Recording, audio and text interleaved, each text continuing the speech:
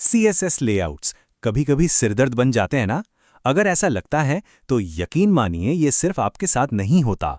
आज हम सीएसएस की कुछ ऐसी ही आम गलतियों पर बात करेंगे जो अक्सर डेवलपर्स को परेशान करती हैं और देखेंगे कि कैसे मॉडर्न तरीकों से इन्हें बहुत आसानी से सुलझाया जा सकता है।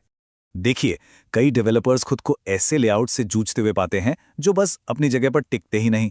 लेकिन अच्छी खबर यह है कि इसका हल अक्सर हमारी सोच से कहीं ज्यादा आसान होता है।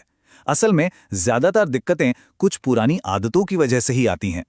तो चलिए, सबसे पहले उन लेआउट प्रॉब्लम्स की बात करते हैं जो कोडिंग के पुराने तौर तरीकों से पैदा होती हैं। ये वो तरीके हैं जो एक जमाने में जरूरी थे, पर अब हमारे पास इनसे कहीं बेहतर और आसान विकल्प मौजूद हैं।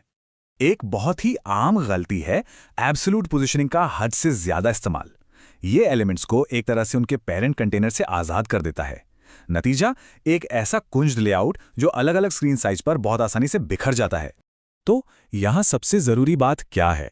यही कि हमें उस पुरानी सख्त पोजीशनिंग वाली सोच से बाहर निकलना होगा और फ्लेक्सबॉक्स और ग्रिड जैसे मॉडर्न टूल्स को अपनाना होगा जो बने ही इसलिए हैं ताकि रिस्पॉन्सिव लेआउट्स आसानी से बन सकें। फ्लोट्स पुराने दिनों का एक जरूरी जुगाड़ था ये, लेकिन आज ये सुलझाने से ज्यादा समस्याएं खड़ी कर देता है। जैसे कि वो क्लियर फिक्स वाली दिक्कत, जहां पेरेंट एलिमेंट अपने अंदर के फ्लोटेड बच्चों को संभाल ही नहीं पाता और पूरा लेआउट ढह जाता है। और इसका मॉडर्न उपाय है फ्लेक्सबॉक्स या ग्रिड। इन्हें खास तौर पर मजबूत और प्रिडिक्टेबल लेआउट्स बनाने के लिए ही डिजाइन किया गया है, वो भी बिना फ्लोट्स वाले किसी साइड इफेक्ट के। ठीक है, तो अब जब हम मॉडर्न समाधानों की बात कर ही रहे हैं तो चलिए इन्हें थोड़ा और करीब से देखते हैं और समझते हैं कि फ्लेक्सबॉक्स और ग्रिड में से कब किसे इस्तेमाल करना सही रहता है। यहाँ पर जो मुख्य अंतर है उसे समझना बहुत जरूरी है।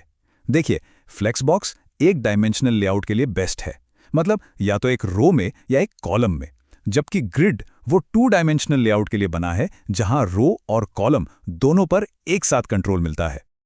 सही टूल चुनना तो बस समझ लीजिए आधा काम है।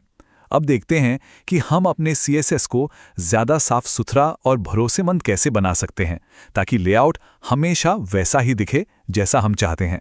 सीएसएस की सबसे बड़ी उलझनों में से एक है बॉक्स मॉडल को नजरअंदाज कर देना। मतलब इस बात पे ध्यान ही न देना कि ब्राउजर किसी एलिमेंट का साइज असल में कैलकुलेट कैसे करता है। याद रखिए, किसी भी एलिमेंट का साइज सिर्फ उसके कंटेंट की चौड़ाई और ऊंचाई नहीं होती, उसमें पैडिंग, बॉर्डर और मार्जिन भी जुड़े होते हैं। और अगर हम इसका हिसाब नहीं रखेंगे तो साइजिंग हमेशा गड़बड़ होगी। इसका समाधान एक बहुत ही सरल 2 स्टेप का ग्लोबल नियम है। Box sizing border box set करने से यह पक्का हो जाता है कि पैडिंग और बॉर्डर एलिमेंट के तय किए गए साइज के अंदर गिने जाएं, बाहर नहीं।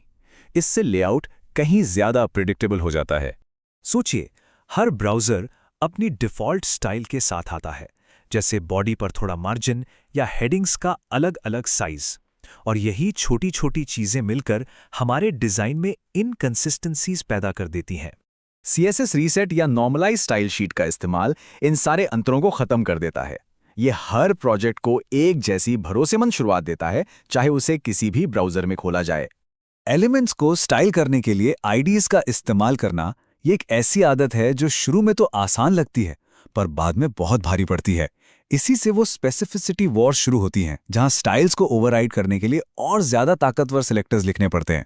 असल में दिक्कत ये है कि आईडीज की स्पेसिफिसिटी बहुत ज्यादा होती है। मतलब एक बार आईडी से कोई स्टाइल सेट कर दी तो उसे बदलना बहुत मुश्किल हो जाता है और हमारा कोड बेवजह उलझता चला जाता है। जरा सोचिए, स्टाइल शीट में जगह जगह रंगों और फॉन्ट्स जैसी वैल्यूज को बार बार हार्ड कोड करना। भविष्य में जब इन्हें बदलना पड़ता है तो ये एक बुरे सपने जैसा हो जाता है। हर एक वैल्यू को ढूंढकर बदलना पड़ता है। सीएसएस वेरिएबल्स यहां जादू की तरह काम करते हैं। एक वैल्यू को एक बार डिफाइन करें और फिर उसे हर जगह इस्तेमाल करें। इससे अगर कभी कोई रंग बदलना हो तो बस एक जगह बदलाव करना होता है और वो पूरी साइट पर अपने आप लागू हो जाता है। तो जब हम इन आदतों को अपनाते हैं तो होता क्या है?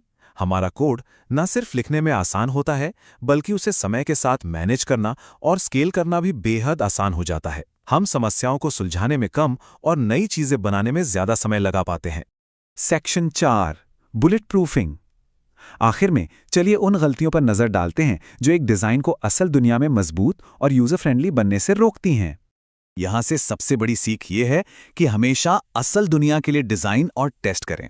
इसका मतलब ये पक्का करना कि लेआउट अलग अलग डिवाइसेस पर सही दिखे, Z इंडेक्स स्टैकिंग को ठीक से कंट्रोल करना और सभी बड़े ब्राउजरों में इसकी जांच करना। तो इन सभी बातों का आज के मॉडर्न CSS वर्कफ्लो के लिए क्या मतलब है? ये जो मॉडर्न वर्कफ्लो है, ये पुराने सख्त हैक्स से हटकर लचीलेपन, एकरूपता और मेंटेनेंस वाली सोच को अपनाने के बारे में है। ये मुश्किल से नहीं, बल्कि स्मार्ट तरीके से काम करने के बारे में है।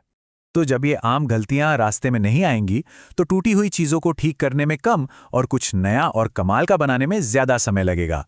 तो सवाल ये है कि इस मॉडर्न CSS सोच के साथ क्या नया बनाया जाएगा।